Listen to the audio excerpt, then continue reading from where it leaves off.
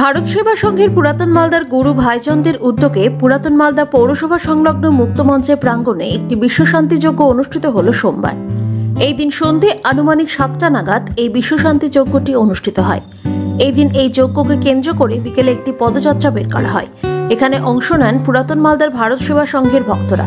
পরবর্তীতে বিশ্বশান্তি যজ্ঞটি অনুষ্ঠিত হয়। বিশ্বশান্তি যজ্ঞকে কেন্দ্র করে ব্যাপক উৎসাহ উদ্দীপনা লক্ষ্য করা যায় এলাকায়। পাশাপাশি এই অনুষ্ঠানকে কেন্দ্র করে ধর্মীয় আলোচনাও অনুষ্ঠিত হয়।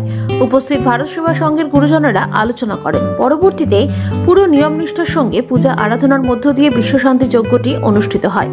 এক কর্মকর্তা সৃজন ঘোষ তিনি বলেন, আমরা সম্প্রীতির বার্তা তুলে ধরে এই শান্তিযজ্ঞ অনুষ্ঠিত করেছি। পাশাপাশি ভারতবর্ষ আমাদের দেশ, সকলেই একসাথে চলার আহ্বান জানাচ্ছে এবং দেশে যাতে হানাহানি বন্ধ হয় এই বার্তা দেন তিনি।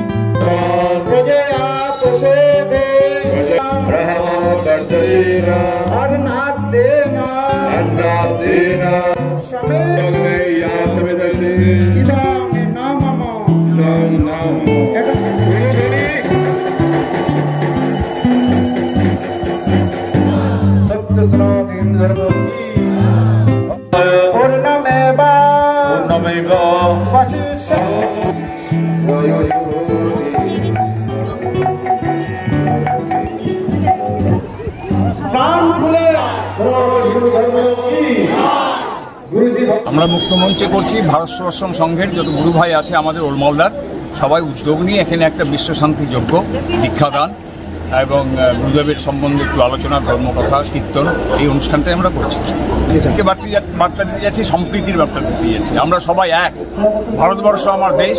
এখানে হিন্দু, মুসলমান, শিখ, খ্রিস্টান, জৈন সবাই আমরা এক হয়ে ভারত মাতার জন্য আমরা করব।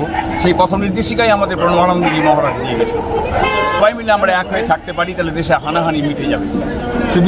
শুধু আমাদেরকে একটু আত্মসমালোচনা করতে হবে যে আমি কি করলাম, আমার কি করা উচিত।